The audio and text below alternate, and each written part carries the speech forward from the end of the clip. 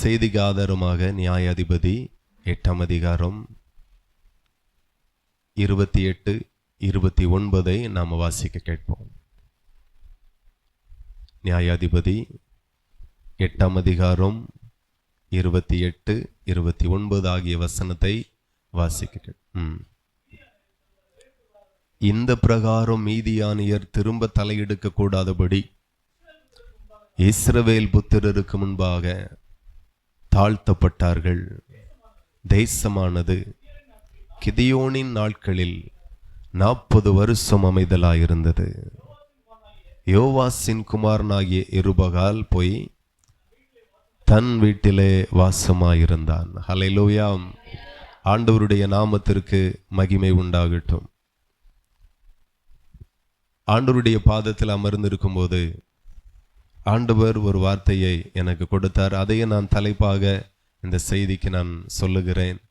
ஆசீர்வாதம் ஏன் வருது, ஆசீர்வாதம் ஏன் நம்ம விட்டு போகுது, அதுதான் இந்த செய்தியினுடைய தலைப்பு. தேவனுடைய பிள்ளைகள் கவனிக்கணும். ஏன் நமக்கு ஆசீர்வாதம் வருது, ஏன் நம்மை விட்டு சில ஆசீர்வாதம் போகுது. சில நேரம் ஆசீர்வாதம் நம்மை விட்டு போகும்போது நம்ம நினைக்கிறோம் எல்லாம் பிசாசின் கிரியை அப்படின்னு நினைக்கிறோம். இல்லைன்னா யாரையோ ஏற்ற வீடோ பக்கத்து வீட்டையோ நம்ம நினைக்கிறோம் இவங்க தான் காரணமோ, எதையோ செஞ்சிட்டா, இவ கண்ணு தான் பட்டுட்டு, இப்படி கூட நினைக்கிற சில கர்த்தருடைய பிள்ளைகள் இருக்கிறாங்க. ஆனால் ஆசீர்வாதம் ஏன் வருது, ஏன் ஆசீர்வாதம் நம்ம விட்டு போகுது, அதை நாம் ஆவிக்குள்ளாய் சிந்திக்கணும், வேத வசனத்திற்குள் இருந்து சிந்திக்கணும். நான் சொல்லுகிறேன், நாம் வளர்க்குற கோழியில் ஒரு கோழி செத்து போச்சுன்னா கூட ஏன் செத்து போச்சு, எதனால செத்து போச்சு அப்படின்னு நம்ம யோசிக்கணும். யோசித்து பார்த்தால் கோழிக்குள்ளாக இருந்து அல்ல, அந்த குறை நமக்குள்ளாகவே இருக்கும். ஹல்லேலூயா. ஒரு சின்ன கஷ்டம், ஒரு சின்ன நஷ்டம், இல்லை சின்ன ஒரு போராட்டம், எதை நாம் சந்தித்தாலும், எதனால் இந்த குறை, எதனால் இந்த போராட்டம், எதனால் இந்த கஷ்டம், எதனால் வந்துச்சு, இரட்சகர் நம்மோடு கூட இருக்கிறார். எத்தனை பேர் அதை நம்புறீங்க? அவர் இரட்சிக்கும்படியாய் நம்மோடு கூட இருக்கிறார். அவர் உங்களை இரட்சிப்பார். அந்த இரட்சகர் இருக்கும்போது எப்படி நாம இரட்சிக்கப்படாமல் இருப்போம்? ஒரு நியாயாதிபதி ஆண்டவர் எழுப்பினார். நியாயாதிபதியின் காலத்தில் ஒரு இரட்சகனை எழுப்பினார். அவர்களை எழுப்பும்போது தேசம் 20 வருஷம் அமைதலாய் இருந்தது என்று வாசிக்கிறோம். 40 வருஷம் அமைதலாய் இருந்தது என்று வாசிக்கிறோம். இப்படியெல்லாம் அவர்களுடைய நாட்களில் தேசத்தில் ஒரு பேர் அமைதல் இருந்துச்சு. ஆனால் இயேசு கிறிஸ்து அந்த இரட்சகர்களை காட்டிலும் இவரே மெய்யான இரட்சகர். மெய்யான இரட்சகர் இயேசு கிறிஸ்து மட்டுமே. அப்போ இவர் இருக்கும்போது நமக்கு எப்படி இரட்சிப்பு குறையும்? எந்த இடத்துல இரட்சிப்பு குறையும்? குறையாது. ஆனால் அதையும் தாண்டி சில குறைவுகள், சில கஷ்டங்கள் நம்முடைய வாழ்க்கையில் வருது. அப்படின்னா ஏன் ஆசீர்வாதம் வருது, அதிலையும் கவனிக்கணும். ஏன் ஆசீர்வாத குறைவு, அதையும் நம்ம கவனிக்கணும். கவனிக்காம விட்டா அது சரியில்லை. இப்போ இந்த இடத்துல நீங்க பார்த்தீங்க அப்படின்னா ஆண்டவருடைய வசனம் சொல்லுகிறது, இந்த பிரகாரம் மீதியானியர் திரும்ப தலை எடுக்க கூடாதபடி இஸ்ரவேல் புத்திரருக்கு முன்பதாக தாழ்த்தப்பட்டார்கள். நான் சொல்லுகிறேன், உங்களுக்கு முன்பதாக தலை எடுக்கிற எல்லா சத்துருக்களும் தாழ்த்தப்பட்டு போவார்கள். கர்த்தர் உங்களை உயர்த்துவார். இந்த மேன்மையை கர்த்தர் இவர்களுக்கு ஏன் கொடுத்தார்? கீழே உள்ள வசனத்துல நம்ம வாசித்தால் 29 கடைசி வரை சொல்லுகிறது, தன் வீட்டிலே வாசமாயிருந்தான் என்று. ஒரு பேர் அமைதல் உண்டான பிறகு அவன் தன் வீட்டிலே வாசமாயிருக்கிறான். கிதியோன் அதற்கு முன்பதாக வீட்டில் கூட வாசமாக இருக்க முடியல. அவ்வளோ போராட்டம். இன்னைக்கும் நிறைய பேர் பாருங்க, வீட்டில் இருக்க முடியல. வீட்டில் இருந்தாலே பிரச்சனை, வீட்டில் இருந்தாலே கஷ்டம், வீட்டில் இருந்தாலே பல பல சிந்தனைகள் இருக்கு. வீட்டில் தூங்க முடியல, வீட்டில் தங்க முடியல. போன வாரத்தில் ஒரு குடும்பம் ஜெபிக்க அழைத்தாங்க. அப்போ ஜெபிக்க போனேன். ஜெப ஆரம்பித்த உடனே அந்த வாலிப பிள்ளை ஆடி அப்படியே ஆட ஆரம்பிச்சா. தள்ளக்கே வச்சேன், அப்படியே மயங்கி விழுந்தா. ஒரு ரசத்தாவி வெளியே போச்சு. ஒரு வருஷத்துக்கு முன்னாயும் கூப்பிட்டாங்க, அதே போராட்டம் தான். ஆனால் சபைக்கு மட்டும் வரமாட்டாங்க. வீட்டில் ஒரு போராட்டம். இன்னைக்கு அவங்க வீடே காலி பண்ணிட்டு போயிட்டாங்க. இந்த வீடு நமக்கு சரியில்லை, இந்த ஊர் நமக்கு சரியில்லை, வீடே காலி பண்ணிட்டு போயிட்டாங்க. எங்கே போயிட்டாங்க அப்படின்னு பார்த்தா திருநெல்வேலி தாண்டி போயிட்டாங்க. நான் சொல்லுகிறேன், யோபுவின் புஸ்தகத்தில் நம்ம வாசித்திருப்போம், ஞாபகம் இருக்கும். பிசாசை பார்த்து ஆண்டவர் கேட்கிறா, எங்கே இருந்து வருகிறாய்? அவன் வடக்குங்குளத்திலிருந்து வாரேன்னு சொல்லலை, ராதாபுரத்திலிருந்து வாரேன்னு சொல்லலை, பூமி எங்கும் சுற்றி. அவனுக்கு இங்கேருந்து அமெரிக்கா போகிறது அவ்வளோ ஒரு பெரிய விஷயமே இல்லை. நமக்கு தான் பெரிய விஷயம். வீசா எடுக்கணும், பாஸ்போர்ட் எடுக்கணும், வீசா எடுக்கணும், டிக்கெட் எடுக்கணும், பணம் வேணும், எவ்வளோ. ஆனால் அவனுக்கு ஒரு பெரிய விஷயமே இல்லை. எல்லா இடத்துலையும் சுற்றிக்கிட்டு இருக்கிறான். நான் சொல்லுகிறேன், ராதாபுரத்தில் போராட்டம், ராதாபுரத்தில் இருக்கிற வீட்டில் போராட்டம். அப்போ திருநெல்வேலி தாண்டி போனால் போராட்டம் நின்றுமா அப்படின்னு பார்த்தா போராட்டம் நிற்காது. போராட்டத்தில் விடுதலை தருகிறவர் இயேசு கிறிஸ்து மட்டும்தான். வேற யாராலையும் போராட்டத்திலிருந்து நம்மை ரட்சிக்க முடியாது, விடுவிக்க முடியாது, காப்பாற்ற முடியாது. கர்த்தர் தான் நம்மளை ரட்சிக்க முடியும். அப்போ சரியான ஒரு அறிவு இருந்தா அவங்க வீடை பார்க்க மாட்டாங்க, போராட்டத்தை பார்க்க மாட்டாங்க, இரட்சகரை பார்ப்பார்கள்.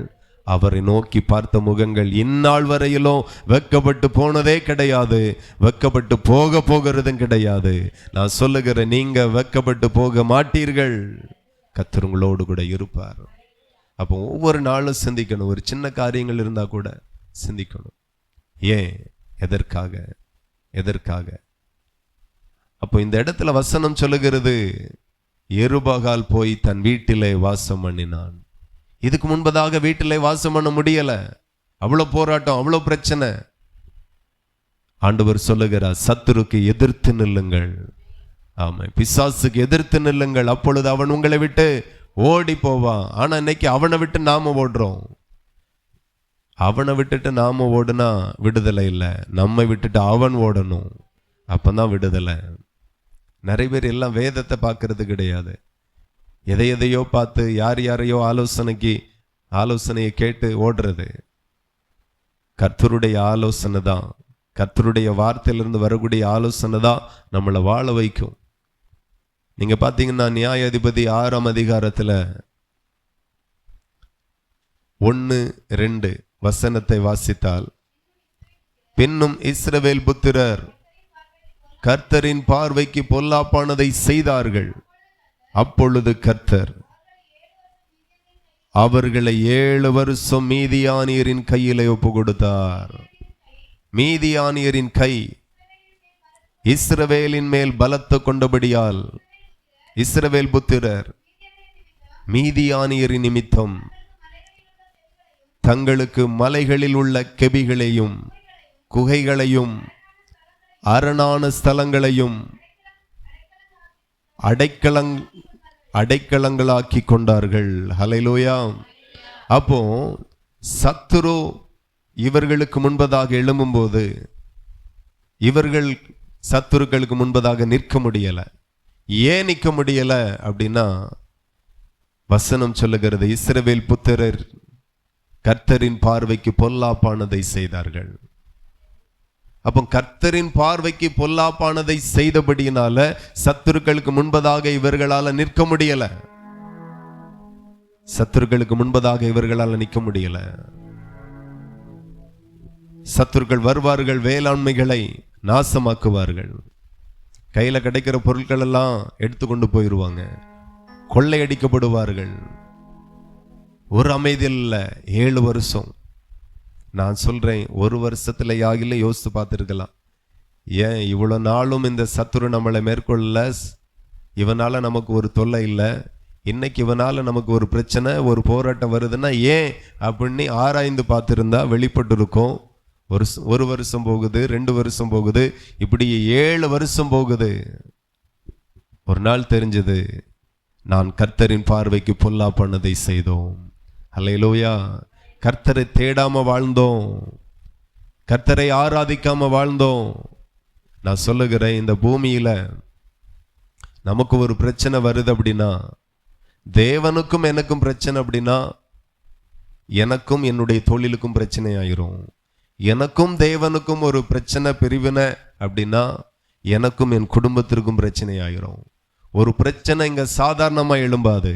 எனக்கும் அவருக்கும் வசனத்துல பிரச்சனை, உபதேசத்துல பிரச்சனை, சத்தியத்துல பிரச்சனை, வாழ்க்கையில பிரச்சனை அப்படின்னா வேற இடத்துலயும் பிரச்சனை ஆகிரும். ஆகையினால் நான் சொல்லுகிறேன், இஸ்ரவேல் புத்திரர் கர்த்தரின் பார்வைக்கு பொல்லாப்பானதை அவர்கள் செய்தபடியினால 7 வருஷம் மீதியானியரின் கை அவர்கள் மேலே எழும்பி இருந்தது. அவர்கள் துரத்தினார்கள், இவர்கள் துரத்தப்பட்டார்கள். அவருடைய நிலத்தில் வாழ முடியல, அவருடைய வீட்டில் வாழ முடியல, அவர் தன்னுடைய குடும்பத்தோடு வாழ முடியல. ஏன் ஆசீர்வாதம் இல்லை? ஏன் ஆசீர்வாதம் வந்தது தெரியாது, ஏன் ஆசீர்வாதம் இல்லை தெரியல. ஆனா 7 வருஷம் கழிச்சு புரிஞ்சது, கர்த்தரை தேடல, கர்த்தருடைய வார்த்தையின்படி நடக்கல, கர்த்தரை பிரியப்படுத்தல. ஆகையினால சத்துருவாகிய மீதியான் நம்மேல பலன் கொண்டிருக்கிறான் என்று. ஹல்லேலூயா. சொந்த வீட்டுல கூட இருக்க முடியல. இன்னைக்கு எத்தனை பேர் சொல்ல முடியும், என் வீட்டுல நான் சுகமா இருக்கிறேன், சந்தோஷமா இருக்கிறேன்? ஆமா, நிறைய பேர் பார்த்தீங்கன்னா அப்படியே ரோட்டு ஓரத்தில் ஒரு திண்டு கட்டி போட்டிருப்பாங்க. அது பாலத்துக்காய் கட்டின திண்டா இருக்கும், இல்லைன்னா மக்களுக்காக கட்டின திண்டா இருக்கும். அதிலே இருப்பான் மனுஷன் 2-3 மணி நேரம். அதுக்கு பிறகு கொஞ்சம் தள்ளி பார்த்தா ஒரு மரத்தடியில் அப்படியே நிற்பான். வீட்டுக்கு போவே மனசு வராது. என்கிட்ட ஓப்பனாக நிறைய பேர் சொல்லியிருக்காங்க, வீட்டுக்கு போவே பிடிக்கல, வீட்டில் இருக்கவே பிடிக்கல, சமாதானமே இல்லை. ஏன் சமாதானம் இல்லை? ஏன் ஆசீர்வாதம் இல்லை? ஏன் நிம்மதி இல்லை? ஏன் தொழிலில் லாபம் இல்லை? ஏன் தொழில் பெருகாமல் இருக்கிறது? ஆனால் நாம் ஆராதிக்கிற தேவனோ நம்மை வானத்தின் நட்சத்திரங்களைப் போல பெருக பண்ணி அழகு பார்க்கிற தெய்வத்தை தான் நம்ம ஆராதிக்கிறோம். ஆனாலும் நம்மளால பெருக முடியாததற்கு ஒரு காரணம் உண்டானால் அந்த காரணக்காரர் இயேசு கிறிஸ்து அல்ல, அந்த காரணம் நாம தான். அதனால புரிஞ்சுக்கணும், ஏன் ஆசீர்வாதம் வருது, ஏன் ஆசீர்வாதம் போகுது. இந்த கிதியோனின் நாட்களில் இவர்கள் துரத்தப்பட்டார்கள். சொந்த தேசத்தில் இருக்க முடியல, சொந்த வீட்டில் இருக்க முடியல, குடும்பமா இருக்க முடியல, சுதந்திரமா இருக்க முடியல, தலைமறைவாய் வாழ்க்கை நடத்த வேண்டிய ஒரு அவல நிலைமைக்கு தள்ளப்பட்டார்கள். வசனம் சொல்லுகிறது, மலைகளில் போய் இருந்தார்களாம். ஹல்லேலூயா. தோட்டத்துல கூட இருந்துடலாம், மலைகளில் இருக்க முடியாது. ரொம்ப சூடா இருக்கும், ரொம்ப கஷ்டமா இருக்கும், வசதிகள் குறைவா இருக்கும், துஷ்ட மிருகங்களின் தொல்லைகள் இருக்கும், விஷப்பூச்சிகளின் தொல்லைகள் இருக்கும். வேற வழி இல்லை. மலைகளில, குகைகளில, கெபிகளில, அரணான தனக்கு பாதுகாப்பான இடங்களில் எல்லாம் போய் குடியிருந்தார்கள். அதுக்கு பிறகு ஆண்டவர் ஒரு இரட்சகனை எழுப்பினார். நான் சொல்லுகிறேன், நம்முடைய வாழ்க்கையில ஒரு சின்ன போராட்டம் வந்தாலும் நாம திரும்பி பார்க்க வேண்டியது சூழ்நிலைகள் அல்ல, கர்த்தருக்கும் எனக்கும் உள்ள ஐக்கியம், உறவு, அவருக்கு செலுத்த வேண்டிய கனம், அவருக்கு கொடுக்க வேண்டிய மகிமை, எல்லாவற்றிலையும் நான் சரியா இருக்கிறேனா என்று மாத்திரம் நீங்க சோதித்து பார்த்தா ஜெயிச்சிருவீங்க.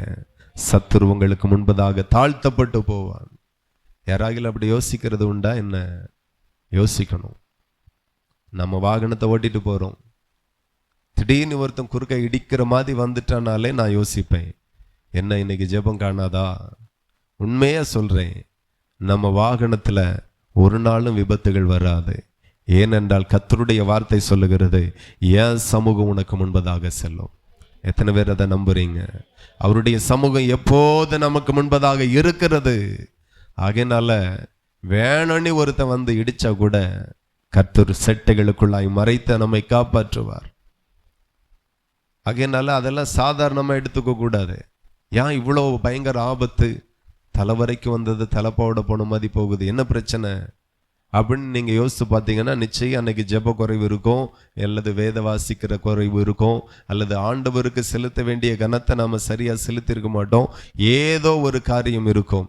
ஆகையினால நீங்க கற்றுக்கொள்ள வேண்டியது என்ன அப்படின்னா, எப்போதும் கர்த்தரோடு இருங்க, கர்த்தருக்கு செய்ய வேண்டிய கனத்தை செலுத்துங்க. ஆமா, இந்த ஜனங்களை எனக்காக ஏற்படுத்தினேன், இவர்களின் துதியை சொல்லி வருவார்கள். ஆனாலும் யாக்கோபு என்னை குறித்து நீ மனம் சலித்து போனா என்று ஆண்டவர் சொல்லுகிறார். நிறைய பேருக்கு ஜெபம் சலித்து போயிற்று. அப்படி யாரும் இருக்கீங்களா? ஜெபம் பண்ணவே முடியல பாஸ்டர். நிறைய பேருடைய கோரிக்கை அதான் இருக்கு, நான் நல்லா ஜெபம் பண்ணணும், எனக்காக ஜெபம் பண்ணுங்க. நான் நல்ல வேதம் வாசிக்கணும், வேதம் வாசிக்கவே முடியலை. வேதத்தை வாசித்தா தூக்கமா வருது. இன்ட்ரெஸ்ட் இல்லாம வாசித்தா தூக்கம்தான் வரும். இன்ட்ரெஸ்ட் இல்லாம ஜெபித்தா தூக்கம்தான் வரும். நான் சொல்லுகிறேன், ஜெபம் வராது, நாம தான் பண்ணணும். ஆமா, யாருக்கும் ஜெபம் வராது. நாங்களும் ஜெபிக்கிறோம், ரொம்ப ஜெபிக்கிறோம், ஆனா ஜெபம் வராது. ஆனா ஜெபிக்கிறோம், வராத அன்னைக்கும் ஜெபிக்கிறோம். முழங்கால வராட்டா நடந்து நடந்து ஜெபிப்போம், நடந்து நடந்து ஜெபம் வராட்டா மறுபடி முழங்கால இருந்து ஜெபிப்போம். எப்படி ஆகிலும் ஜெபிக்கணும், எப்படி ஆகிலும் அவரோடு பேசணும். அதுதான் எங்களுடைய திட்டமே தவிர ஜெபம் வரல நான் என்ன பண்ண அப்படின்னு எந்திரிச்சு போறது கிடையாது. ஜெபத்தினுடைய மேன்மை நமக்கு தெரியும், வேதத்தின் மேன்மை நமக்கு தெரியும், ஆராதனையின் மேன்மை நமக்கு தெரியும். எத்தனையோ பேருக்கு ஒன்றும் தெரியாது. ஒரு காரியம் தெரிந்த பிறகு, ஒரு காரியத்தை ஆண்டவர் சொன்ன பிறகு ஒரு நாள் வந்து அவர் நம்மை பலவந்தம் பண்ண மாட்டார்.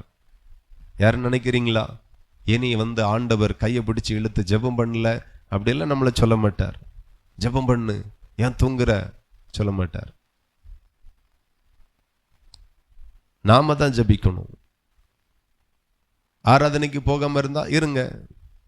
ஆண்டவர் வந்து தரிசனத்துல சொப்பனத்துல நேர்ல வந்து ஏன் ஆராதனைக்கு போகல, ஆராதனை ரொம்ப முக்கியம் இல்ல அப்படிலாம் பேச மாட்டார். நீங்க தான் உங்களை ஒடுக்கி உங்களை தாழ்த்தி, எவ்வளவு பெரிய காரியம் இருந்தாலும் ஆண்டவருக்காக அதை தள்ளி போட்டுட்டு, சிலர் பால்காய்ப்பு வீடு பிரதிஷ்டை, கல்யாணம், ஃபங்க்ஷன் அப்படின்னு சொல்லிட்டு ஆராதனை தடை பண்ணுவாங்க. நாம மற்றதெல்லாம் தடை பண்ணிட்டு ஆராதனைக்கு ஒரு தடையும் இல்லாம பார்த்துக்கணும். நாம் அதற்காக அழைக்கப்பட்டிருக்கோம்.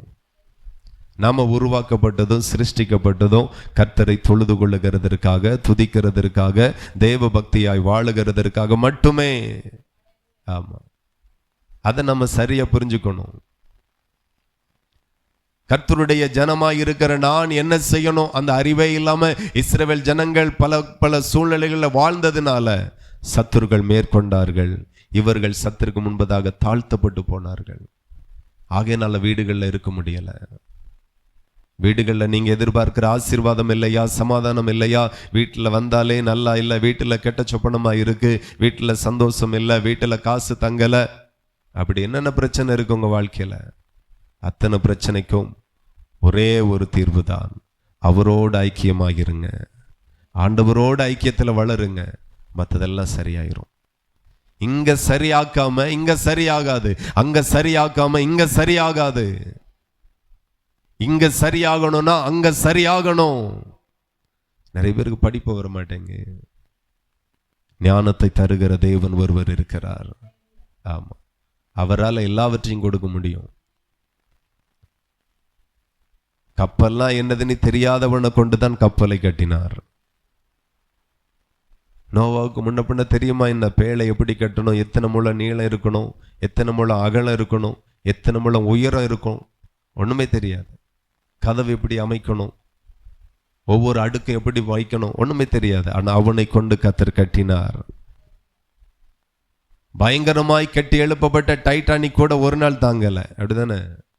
ஆமா, முங்கவே முங்காது. அட்வான்ஸ் டெக்னாலஜி எல்லாம் இருக்கு, பாதுகாப்பு சிறப்பம்சங்கள்லாம் இருக்கு. என்னாச்சு? அவ்வளோதான், முடிஞ்சு போச்சு. அவ்வளோ இன்ஜினியர்ஸ் இருந்தாங்க, அவ்வளோ அனுபவசாலிகள் இருந்தாங்க, ஒன்றும் பண்ண முடியலை. ஆனால் 40 நாள் இடைவிடாத மழை, காட்டாறு வெள்ளம் அடிச்சுட்டு போகுது. ஆனாலும் நோவா கட்டின பேழைக்கு ஒரு சேதமும் இல்லை. எவ்வளோ ஞானத்தை கர்த்தர் கொடுக்கிறார். நான் சொல்லுகிறேன், ஞானத்தை தருகிறவர் ஒருவர் மட்டும்தான். கர்த்தருக்கு பயப்படணும். கர்த்தருக்கு பயந்தாலே ஞானத்தின் முதல் ஆரம்பமே அங்கிட்டு தான். அவருக்கு பயப்படுறது கிடையாது. எல்லாம் எனக்கு தெரியும். நிறைய வாலிப பிள்ளைகளுக்கு திமிரு இருக்கு, அதுவும் பையன்மாருக்கு கொஞ்சம் ஜாஸ்தியே இருக்கு, கூட 2 கிலோ. எல்லாம் எனக்கு தெரியும், சபைக்கு வா, அதெல்லாம் எனக்கு தெரியும், நீ போ, பைபிள் வாசி, எல்லாம் எனக்கு தெரியும், நீ வாசி. எல்லாம் இப்படியே வாலிப பிள்ளைகளுக்குள்ளாக எல்லாம் தனக்கு தெரிஞ்ச மாதிரி. நான் சொல்லுகிற உங்களுக்கு ஒன்றும் தெரியாது. நமக்கு என்ன தெரியும்? நமக்கு ஒன்றும் தெரியாது. நிறைய பேருக்கு எல்லாம் தனக்கு தெரிஞ்ச மாதிரி நினைக்கிறீங்க. கர்த்தருக்கு பயப்படுகிறது தான் ஞானத்தின் முதல் ஆரம்பம். அங்க பயந்துட்டீங்கனாலே அவர் உங்களுக்கு பேழையை கட்டும்படி அல்ல, குடும்பத்தை கட்டும்படி ஞானத்தை தருவார். பேழையை கட்டும்படி ஞானத்தை தருவார். சபையை கட்டும்படி ஞானத்தை தருவார். நிறைய பேருக்கு வரங்கள் இருக்கும், கிருபைகள் இருக்கும், ஆனா அதெல்லாம் இருக்கும். தேவனுக்கு பயப்படுகிற பயம் மட்டும் இருக்காது. வரங்கள் இருக்கு, கிருபை இருக்கு, பிரசங்கம் பண்ணுகிற டேலண்ட் இருக்கு, பாடக்கூடிய டேலண்ட் இருக்கு, சபையை நடத்திடலாம் அப்படின்னா ஒரு வருஷம் கூட நடத்த முடியாது.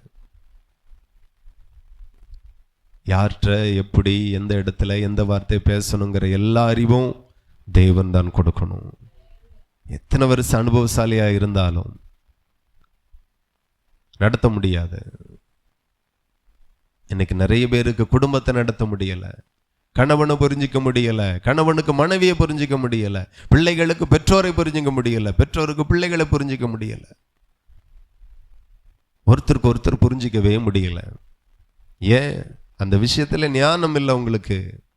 கணவனுக்கும் மனைவிக்கும் அடிக்கடி சண்டை. ஏன்? ஞானம் இல்லை. மனைவி பொல்லாதவளா? இல்லை. கணவன் மோசமானவரா? இல்லை. ரெண்டு பேரும் நல்ல பிள்ளைகள் தான், ஆனா புரிஞ்சிக்க முடியல. ஞானம் எங்கிருந்து வரும்? யாரையோ பார்த்து குடும்பத்தை நடத்தாதுங்க, அவரை பார்த்து குடும்பத்தை நடத்துங்க. அந்த குடும்பம் துளிர்க்கும்.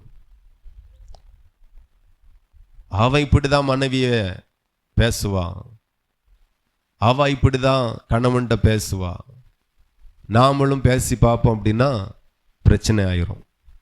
ஆமா, யாரையும் பார்க்காதுங்க, கர்த்தரை மட்டும் பாருங்க. உங்க குடும்பம் வேற, அவங்க குடும்பம் வேற. உங்க குடும்பத்தின் சூழ்நிலை வேற, அந்த குடும்பத்தினுடைய சூழ்நிலைகள் வேற, மொத்தத்தில் வேற. ஆனா ரெண்டு குடும்பத்திற்கும் தலையானவர் இயேசு மட்டுமே. அவர்கிட்ட கேட்ட குடும்பத்தை நடத்துங்க, அந்த குடும்பம் ஒரு நாளும் உடையாது, ஒரு நாளும் உடையாது. அந்த குடும்பம் கட்டி எழுப்பப்பட்டு கொண்டே இருக்கும். தேவனுக்கு மட்டும் பயப்படணும். அவருடைய வார்த்தையை மீறாதிருங்கள், வசனத்தை மீறாதிருங்க. கர்த்தருடைய பார்வைக்கு பொல்லாப்பானதை செய்தார்களாம். 7 வருஷம் வீட்டில் இருக்க முடியல, 7 வருஷம் தொழிலை செய்ய முடியல. விவசாயம் போச்சு, கால்நடை போச்சு, வருமானம் போச்சு, நிம்மதி போச்சு, சந்தோஷம் போச்சு, சமாதானம் போச்சு, எல்லாமே போச்சு. ஒன்றும் வருத்தில்லை, எல்லாமே போகுது. காரணம் தேவனுடைய பார்வைக்கு பொல்லாப்பானது. அவருக்கு என்ன பிடிக்கும் அதுதான் நமக்கு பிடிக்கணும். அவருக்கு என்ன பிடிக்கலையோ அது நமக்கு சுத்தமா பிடிக்க கூடாது. எத்தனை பேருக்கு புரியுது? தேவனுக்கு என்ன பிடிக்கும் அதுதான் எனக்கு பிடிக்கும். அவருக்கு என்ன பிடிக்கலையோ அது எனக்கு பிடிக்காது. அது ரொம்ப ரொம்ப முக்கியம். தேவன் வெறுக்கிறதை நாம வெறுப்போம், தேவன் விரும்புகிறதை நாமளும் ரொம்ப விரும்புவோம். வாழ்க்கை மகிமையாய் மாறும். தேவன் என்ன விரும்புகிறார்? இடைவிடாமல் ஜெபம் பண்ணுங்கள். அல்லேலூயா. அவரை துதிக்கிற துதி எப்போது நம்முடைய நாவில இருப்பதாக. எதையோ செஞ்சிட்டு இருக்கிறது, தனக்குள்ள எதையோ பேசிட்டு இருக்கிறது. நான் சொல்லுகிறேன், ஒரு நாள் மோசே வனாந்தரத்தில் ஆண்டவர் சந்தித்தார், முட்செடியின் மட்டியில ஆண்டவர் சந்தித்தார். அக்கினி சோலைக்குள்ளா இருந்து கர்த்தர் பேசினார். என்ன பேசினார்? மோசையே, நீ நிற்கிற இடம் பரிசுத்த பூமி, பாதரட்சியை கலத்து அப்படின்னார். அன்னைக்கு தேவன் வெளியே இருந்தார். இன்றைக்கோ தேவன் உங்களுக்குள் இருக்கிறார். பாக்கியமே பாக்கியம். கரங்களை தட்டி ஆண்டவரை மகிமைப்படுத்துங்க. தேவன் எனக்குள்ள இருக்கிறார், தேவன் உங்களுக்குள்ள இருக்கிறார், உங்க பிள்ளைகளுக்குள்ள இருக்கிறார். அன்னைக்கு ஆண்டவர் சொன்னார், மலைக்கு கீழே ஒரு கோடு போட்டு வை, யார் அந்த கோட்டை தாண்டி வரக்கூடாது, ஆனா மோசே மட்டும் சமீபத்தில் வரலாம். அல்லேலூயா. பழைய ஏற்பாட்டு காலம், புதிய ஏற்பாட்டு காலம் எப்படி? நீங்க மட்டும் இல்ல, அவர் உங்களுக்குள் வருகிறார். காலம் மாறி போச்சு. புதிய ஏற்பாட்டின் காலத்தின் பாக்கியத்தின் பாக்கியமாக இருக்கிறது. இன்றைக்கு கர்த்தர் நமக்குள் இருக்கிறார். அது நமக்கு கிடைச்ச மிகப்பெரிய பாக்கியம், மிகப்பெரிய பாக்கியம். அதை ஒரு தேவனுடைய பிள்ளைகள் புரிந்து கொள்ளணும். எனக்குள் ஒரு ஜீவனுள்ள தேவன் இருக்கிறார். அப்படி யாராகிலும் உணர்றீங்களா? இயேசு உங்களுக்குள் வாழுகிறார். நீங்க தேவனுடைய அவயமாய் இருக்கிறீர்கள். நீங்க தேவனுடைய ஆலயமாய் இருக்கிறீர்கள். அவர் உங்களுக்குள் வாழுகிறார். உங்களுக்குள் இருக்கிறார் அப்படின்னு நீங்க நம்பினா ஒவ்வொரு முறையும் ஆண்டவர்கிட்ட பேசுவீங்க. உங்க வீட்டுல உங்க சொந்தக்காரங்க வராங்க, உட்காருங்கன்னு சொல்லிட்டு நீங்க சாயந்தரம் வரைக்கும் வேலை பார்த்தா என்ன அர்த்தம்? உங்களுக்கு புரியுதா? உங்க சொந்தக்காரங்க காலைல 8 மணிக்கு வராங்க, நீங்க ராத்திரி 8 மணி வரைக்கும் அவங்கள கண்டுக்கவே இல்லை, பேசவே இல்லை, வாங்க உட்காருங்கன்னு சொன்னதோட சரி. உள்ள ஒருவர் இருக்கிறார், உங்களுக்குள் ஒருவர் இருக்கிறார். ஆமென். எத்தனை பேர் நம்புறீங்க? சின்ன பிள்ளைகள், உங்களுக்குள் ஒருவர் இருக்கிறார். வாலிப பிள்ளைகள், உங்களுக்குள் ஒருவர் இருக்கிறார். நான் செய்கிறது யாருக்கு தெரியும்? அப்பாவுக்கு மறைச்சிடலாம், அம்மாவுக்கு மறைச்சிடலாம், நண்பருக்கு மறைச்சிடலாம். ஆண்டவர் பார்த்துட்டு தானே இருக்கிறார். ஆண்டவருக்கு எங்க கொண்டு போய் மறைக்க? அவருக்கு மறைவான இடம் என்று ஒன்றுமே இல்லை. நாம செய்கிற குற்றங்கள், நாம செய்கிற தவறை அவருடைய கண்களுக்கு நம்மளால மறைக்கவே முடியாது, மறைக்கவே முடியாது. எல்லாம் வெளியரங்கமாய் இருக்கிறது. உள்ள ஒருவர் இருக்கிறார் என்கிற ஒரு நாளும் உணர்வு இருக்கட்டும். இயேசு என்னோடு இருக்கிறார், இயேசு எனக்குள் இருக்கிறார். அடிக்கடி பேசுங்க, ஆண்டவரே. அல்லேலூயா. ஏனோக்கு தேவனோடு சஞ்சரித்து கொண்டிருந்தான். ரொம்ப பிடிச்சது ஆண்டவருக்கு. அவனுடைய நாட்கள்ல எல்லாரும் 800 வருஷம் 900 வருஷம் எல்லாம் இருந்தாங்க. ஆனா 300 வருஷம் தேவனோடு சஞ்சரித்தான். அதுக்கு பிறகு காணப்படாமல் போனான். தேவன் அவனை எடுத்துக்கொண்டார் என்று வேதம் சொல்லுகிறது. அவனுக்கு இந்த பூமியிலே ஒரு 1000 வருஷம் இருக்கக்கூடிய கிருபை கொடுத்திருக்கலாம். ஆனா ஆண்டவர், நீ வா, என்னை கீழே இருந்து சஞ்சரித்தது போதும், என்னிடத்துல வா என்று கர்த்தர் எடுத்துக்கொண்டார். வேதம் அதற்கு சாட்சி. நான் சொல்லுகிறேன், தேவனுக்கு அந்த வாழ்க்கை ரொம்ப பிடிச்சது. தேவனுக்கு அப்படிப்பட்ட வாழ்க்கையை தான் பிடிக்கும். சிலர் ஞாயிற்றுக்கிழமை ஜெபிக்கிறதோட சரி, அதுவும் சபையில வந்து அடுத்து உபவாச கூட்டம் இருந்து அங்கிட்டு போய் கொஞ்ச நேரம் ஜெபிக்கிறது, அதுக்கு பிறகு உள்ள ஒருவர் இருக்கிறார் என்கிறதே மறந்துடுறது. உள்ள ஒருவர் இருக்கிறார். பாவம் செய்யும் போதும் இவ்வளோ பெரிய பாவம், அவருக்கு விரோதமா எப்படி செய்வேன்? ஒரு உணர்வு. மறந்து வாழுகிறதுனால உணர்வு இல்லாம வாழுகிறோம். மறந்து வாழாதிருங்க, உணர்ந்து வாழுங்க. உங்களுக்குள் ஒருவர் இருக்கிறார். தேவனை நம்புங்க, அவர் உங்களுக்குள் வாசமாய் இருக்கிறார். மோசேனுடைய காலம் வேற, பழைய ஏற்பாட்டு காலம் வேற. அன்னைக்கு அவர் சீனாய் மலையில இருந்து பேசினார். இன்றைக்கு கர்த்தர் உங்களுக்குள் இருந்து பேசுவார். உங்களுக்குள் இருக்கிறார். அன்றைக்கு எருசலேம் தேவாலயத்தை தெரிந்து கொண்டார், ஆசரிப்பு கூடாரத்தை தெரிந்து கொண்டார், சீனாய் மலையை தெரிந்து கொண்டார். இன்றைக்கோ ரட்சிக்கப்பட்ட பிள்ளையை கர்த்தர் உங்களை தெரிந்து கொண்டிருக்கிறார், அவருடைய ஆலயமாக. ஆலயத்தில் எப்போதும் விளக்கு எரிஞ்சிட்டே இருக்கணும். எரியணுமா வேண்டாமா? ஆமா. ஆலயத்தின் குத்து விளக்கு எரிஞ்சிட்டே இருக்கணும். ஒரு துதி உள்ள எரிஞ்சிட்டே இருக்கட்டும். ஸ்தோத்திரம். எனக்குள் இருக்கிற இயேசுவுக்கு ஸ்தோத்திரம். எத்தனை பேரால சொல்ல முடியும்? எனக்குள் வாசம் பண்ணுகிற இயேசுவுக்கு ஸ்தோத்திரம். வாலிப பிள்ளைகள் இதை சொல்லி பாருங்க. பிசாசு நெருங்காது, உலகம் நெருங்காது, இச்சைகள் நெருங்காது, பாவங்கள் நெருங்காது. ஏனென்றால் நீங்கள் உலகத்திற்குரியவர்கள் அல்ல, உலகத்தையே படைத்தாரே அந்த தேவனுக்குரியவர்கள் நீங்கள். ஏன் உலகம் உங்களை வஞ்சிக்கிறது? அது வாலிப வயசுல வரதானே செய்யும் பாஸ்டர் அப்படின்னு நியாயப்படுத்தாதிருங்க. வாலிப வயசுல வரும். ஏன் வருதுண்டா? வாலிபனுக்குள்ளாக அவர் இல்லை, வாலிப பிள்ளைகளுக்குள்ளாக அவர் இல்லை. ஆனா உனக்குள்ளாய் அவர் இருக்கிறார். நீயும் அவரோடு இருந்தால் உலகம் நெருங்காது, உலகத்தின் இச்சை நெருங்காது. தாமரையும் தாமரையின் இலையும் தண்ணியிலேயே இருந்தாலும் தண்ணிக்கும் அதுக்கும் சம்பந்தம் கிடையாது. ஒரு துளி தண்ணீர் இலையில நிற்காது. நம்ம உலகத்துல இருக்கிறோம், உலகத்தின் பாவத்துல தான் இருக்கிறோம். ஆனாலும் பாவத்திற்கும் எனக்கும் சம்பந்தம் இல்லை. நான் உலகத்தில் இருந்தாலும் இயேசுவோடு இருக்கிறேன். இயேசு என்னோடு இருக்கிறார். எத்தனை பேர் இந்த மாதிரி வாழணும்னு விரும்புறீங்க? அவர் அப்படிதான் விரும்புறார். நீங்க இப்படிதான் வாழணும்னு விரும்புறார். நிறைய பேருக்கு வாழ தெரியல, அதனால போராட்டம். 7 வருஷம் 430 வருஷம் அடிமைதனத்தில் இருந்ததார் சரித்திரம் சொல்லுகிறது. இஸ்ரவேல் ஜனங்கள் பிற்பாடு ஆண்டவர் ஒரு இரட்சகனை எழுப்பி, மோசே எழுப்பி விடுவித்து கொண்டு வந்தார். சிலருடைய வாழ்க்கை சிறையாக்கப்பட்டு இருக்கிறது. காரணம், எனக்கும் அவருக்கும் பிரச்சனை, எனக்கும் அவருக்கும் போராட்டம். அதனால வாழ்க்கையில எல்லா பகுதியிலையும் போராட்டம். நீங்க மாறணும். ஒருவரோடு ஐக்கியம் வச்சுக்கோங்க. ஏனோக்கு தேவனோடு சஞ்சரித்து கொண்டு இருந்தானா, அப்படி அவருக்கும் இவனுக்கும் என்ன? நான் ரொம்ப நாள் நினைச்சேன், என்னத்தை பேசியிருப்பாங்க. அவரோடு பேச வேண்டியது நிறைய இருக்கு. அல்லேலூயா. எக்காலத்திலும் கர்த்தரை நான் ஸ்தோத்தரிப்பேன். அவர் துதி எப்போதும் என் நாவில இருக்கும். அதுவே போதுமே. ஆண்டவரே உமக்கு ஸ்தோத்திரம். சாப்பிடும்போது நினைங்க, ஆண்டவரே ஸ்தோத்திரம். வஸ்திரத்தை உடுத்தும் போது நினைங்க, ஸ்தோத்திரம்.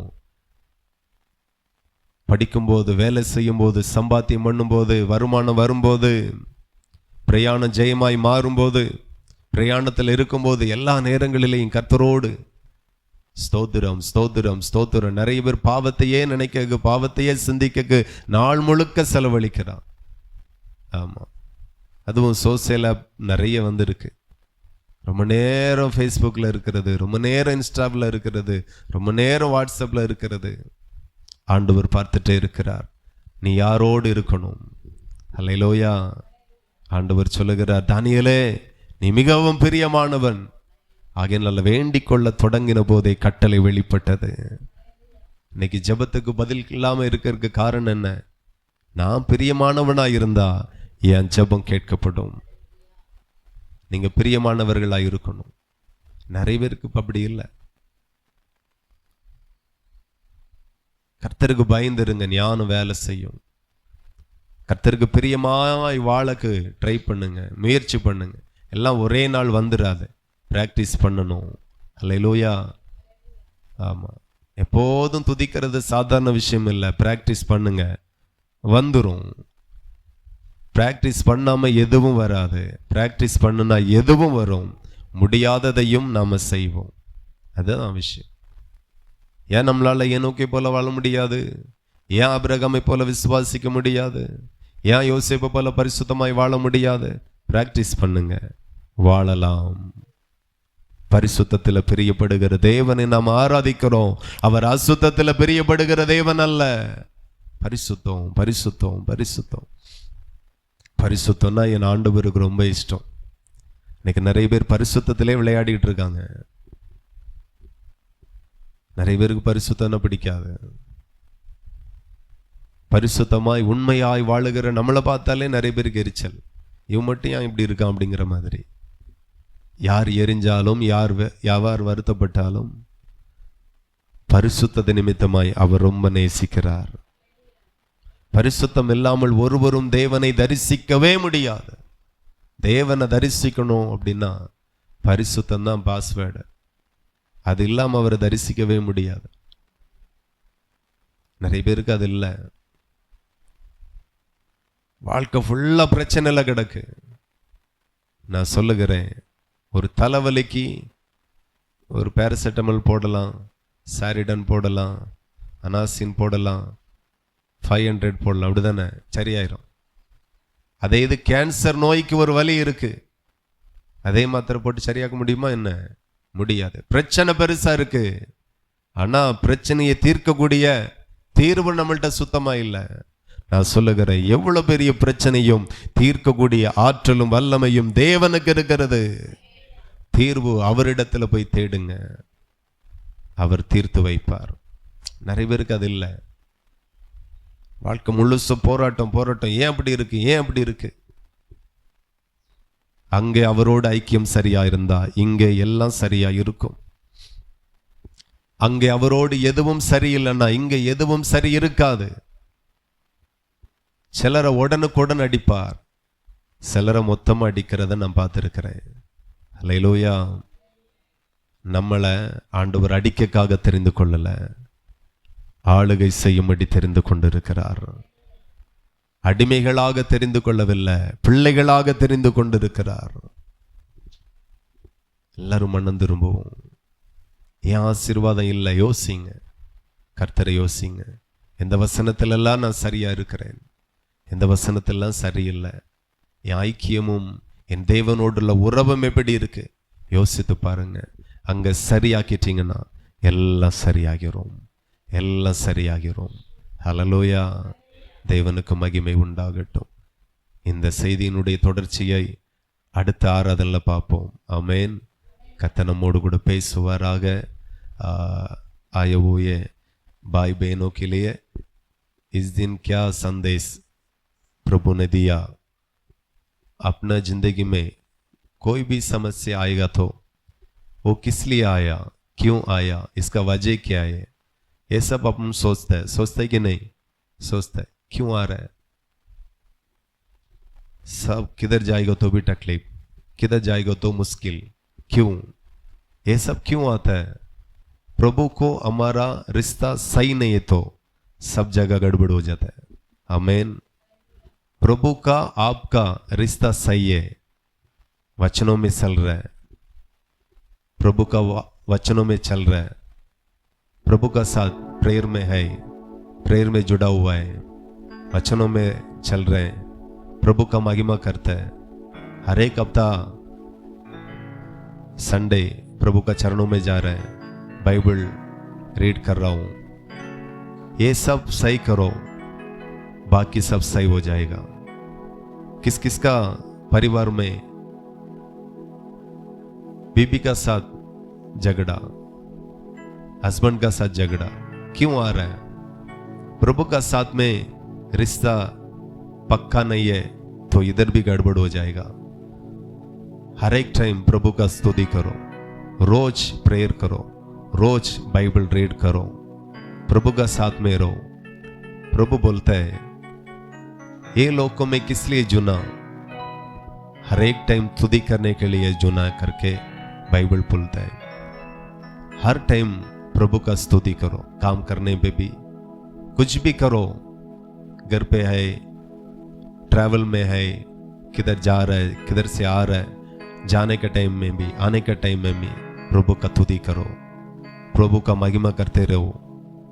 गलत बात को टाइम नहीं दो, दुनिया का मत देखो, दुनिया को बनाने वाला यीशु को और देखो, उसका साथ रिश्ता पक्का करो, बाकी सब पक्का हो जाएगा। समझा? Hallelujah, God bless you. தேவனுக்கு மகிமை உண்டாகட்டும். அப்படியே கண்களை மூடி ஆண்டவருக்கு நேராய் நாம ஹல்லேலூயா, என் வாழ்க்கை மாறட்டும் அப்பா கேளுங்க ஆண்டவரிடத்துல. என் சிந்தை மாறட்டும், என் நினைவுகள் மாறட்டும், என் கிரியைகள் மாறட்டும், என் யோசனைகள் மாறட்டும். எல்லாரும் கேளுங்க. ஹல்லேலூயா. மாற்றம் வேணும், மாற்றம் வேணும், மாற்றத்தை தாருங்க. இயேசுவின் நாமத்தில் மாற்றத்தை தாருங்க டாடி.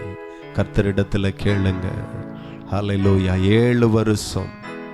7 வருஷம் இஸ்ரவேலை மீதியானியரின் கையில ஆண்டவர் கொடுத்தார். அவர்கள் நிமித்தமாய் வீட்டுல நிம்மதியா இருக்க முடியல, தேசத்துல நிம்மதியா இருக்க முடியல. மலைகளிலேயும் குகைகளிலேயும் அரணான பகுதிகளிலே அடைக்கலம் தேடி ஓடினார்கள். எங்க போனாலும் நிம்மதி இல்லை, எங்க போனாலும் சந்தோஷம் இல்லை. இன்னைக்கு நிறைய பேருக்கு தொழில நிம்மதியே இல்லை, தொழில சந்தோஷம் இல்லை, வியாபாரத்தில் நிம்மதி இல்லை, குடும்பத்தை குறித்து, பிள்ளைகளை குறித்து, பிள்ளைகளுடைய எதிர்காலத்தை குறித்து ஐயோ இப்படி இருக்கிறோமே. அதற்கு காரணம் ஒன்னே ஒண்ணுதான், எனக்கும் என் தேவனுக்கும் உள்ள ஐக்கியம். நான் கர்த்தருக்குள்ளாய் வாழுகிற வாழ்க்கை சரியில்லைன்னா மற்ற எல்லா இடத்துலையும் சரி இருக்காது. அதை கர்த்தர் பேசினார். ஒப்பு கொடுங்க. அன்புள்ள தகப்பனை, இந்த வார்த்தைக்கு எங்களை அர்ப்பணிக்கிறோம், இந்த வார்த்தைக்கு எங்களை அர்ப்பணிக்கிறோம், ஒப்பு கொடுக்கிறோம் ஐயா. என் தெய்வம் எங்களை ஆசீர்வதிங்க, எங்க தெய்வம் எங்களை பரிசுத்தப்படுத்துங்க. இன்று முதல் தேவனோடு வாழுவோம், நல்லா துதிப்போம், நல்லா ஆராதிப்போம், வசனத்தின்படி உபதேசத்தின்படி நாங்க நிற்போம். எங்களுக்கு தேவன் கிருபை அருளுவீராக. வந்திருக்கிற ஒவ்வொரு தெய்வ பிள்ளைகளை வாழ்த்துகிறோம் ஆண்டவரே. இந்த வார்த்தை 30, 60, 100 பலன் கொடுக்கட்டும். விசேஷமாய் வாலிப பிள்ளைகளுக்குள்ளாக இந்த வார்த்தை அதிகமாய் கிரியை செய்யட்டும், அதிகமாய் கிரிய செய்யட்டும். உணரட்டும் கர்த்தருடைய வார்த்தைகளை. ஆண்டவர் என்னை குறித்து என்ன விரும்புகிறார் என்கிறதை உணரட்டும் ஏசப்பா, உணரட்டும். Glory, hallelujah. கேளுங்க, ஆண்டவரை துதியுங்கள். கர்த்தர் நல்லவர். இயேசுவே உம்மை துதிக்கிறோம். மரகஷதோரோடாரா, மகிமையும் கனமும் கர்த்தர் ஒருவருக்கே. என் வாழ்க்கை மாறட்டும், என் கிரியை மாறட்டும், என் செயல் மாறட்டும். சொல்லுங்க. அல்லேலூயா, அல்லேலூயா, அல்லேலூயா. வாலிப பிள்ளைகள் ஒப்பு கொடுங்க. நான் எப்போது ஆண்டவரோடு இருப்பேன். வேற உலகத்தை நினைக்க மாட்டேன், பாவத்தை நினைக்க மாட்டேன். என் ஆண்டவரையே நான் நினைச்சு கொண்டு இருப்பேன். வசனங்களை நினைப்பேன், உபதேசங்களை நினைப்பேன். ஆவிக்குரிய ஜீவியத்தில் எப்படி வளரலாம், ஆண்டவரை எப்படி தரிசிக்கலாம், பரலோகத்தை எப்படி சுதந்தரிக்கலாம், இந்த சிந்தையிலேயே நான் நடப்பேன். ஒப்பு கொடுங்க. ஹல்லேலூயா. பெரியவர்களும் ஒப்பு கொடுங்க. ஆமென். ஆண்டவருக்கு உங்களுக்கும் இருக்கிற ஐக்கியம் சரியானார் மற்ற எல்லாம் சரியாகும், மற்ற எல்லாம் சரியாகும். ஆமென். ஹல்லேலூயா. எங்கள் பரலோக தகப்பனே, ஆமென், எங்களை உம்முடைய பாதத்தில் தரை மட்டும் தாழ்த்துகிறோம் ஐயா. எங்களை ஆசீர்வதிங்கப்பா, நன்மைகளினால நிரப்புங்க டாடி. வந்திருக்கிற எங்கள் யாவரையும் ஒரு விசை கூட ஆசீர்வதித்து அனுப்புங்க. ஏதோ பேருக்காக கர்த்தருடைய வார்த்தையை கேட்டுட்டு போகிற மாதிரி அல்ல. ஆமென். இந்த வார்த்தையின்படி நாங்க நடக்கணும். அந்த கிருபையும் அந்த ஞானத்தையும் தேவம் எங்களுக்கு தாருங்க.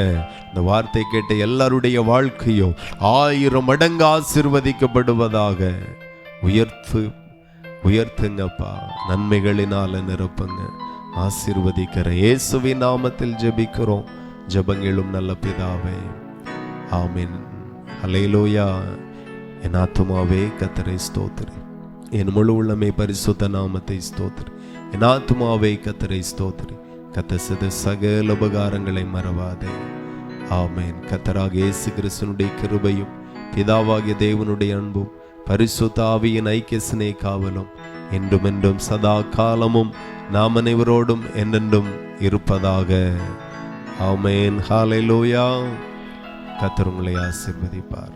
Praise the Lord. ஸ்தோத்திரம், ஸ்தோத்திரம், ஸ்தோத்திரம்.